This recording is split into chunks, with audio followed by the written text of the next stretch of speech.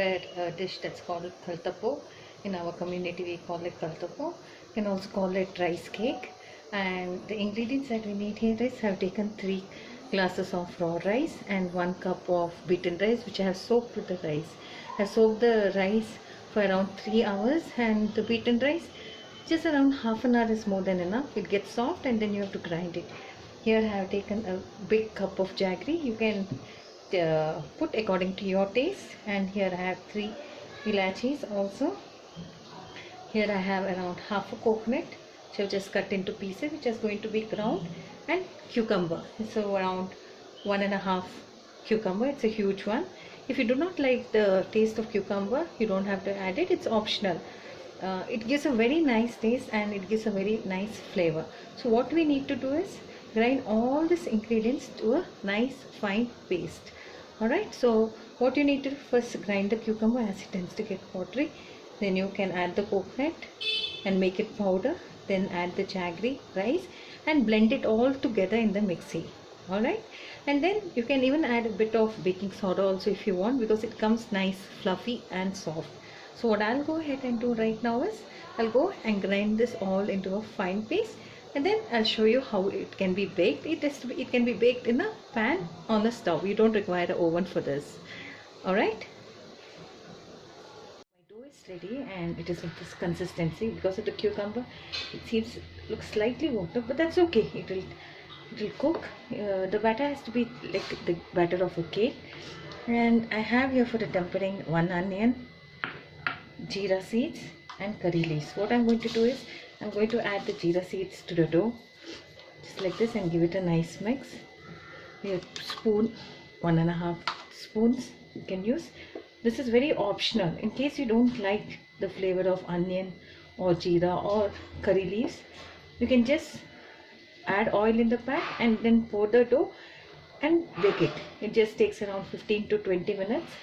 Once one side is done, then we turn it over and put to the other side. So I'll go ahead and do it. I'm going to now add oil.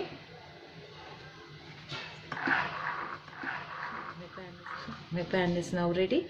So I'm going to add some oil. Just see, you don't require much oil. This is a non-stick pan. So if you have a nice non-stick pan, you can just use it. It is hot.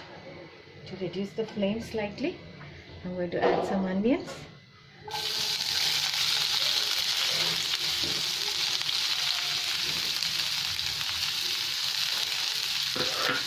And add 1 sprig of curry leaves.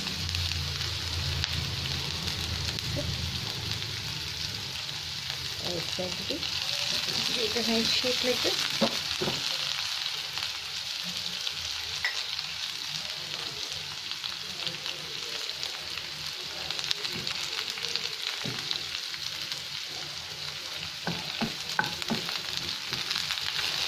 Slightly brown. Don't it become too brown, but anyway it gets cooked on the dough. I'm going to add the batter now. You need to add salt also to the batter, just for that taste. I'm just going to pour it. You can see.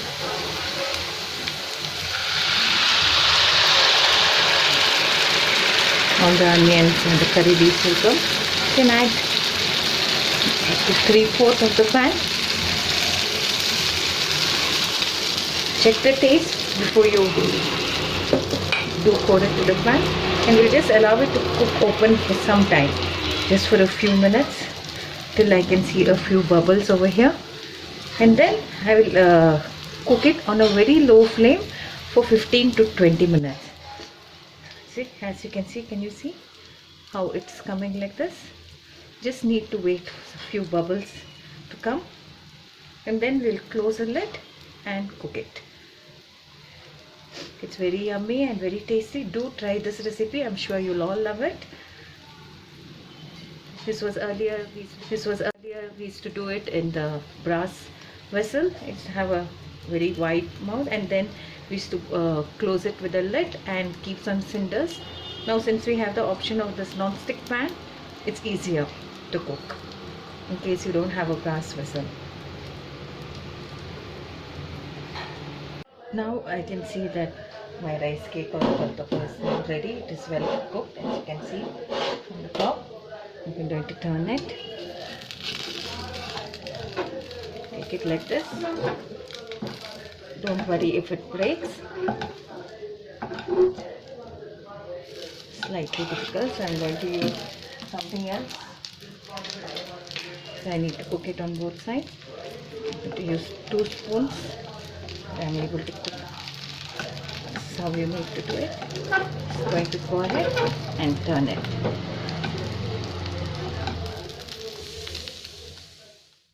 So I have put it to another pan, as I found it a bit difficult to remove it with the spoon. You can just use the same way to turn it. Just take it from that pan and flip it over to another pan. And it's already cooked. You just need some 5 to 10 minutes. It will just cook this way, and then it has to be cooled down, and then you cut it into pieces. My rice cake is now ready, as you can see it. So what I am going to do is, you can see this is how it is going to. You can just cut it into small pieces like this. This is not going to be like your regular maida cake, since it's made from rice, but it will be very soft. You can just cut it like this into small bits.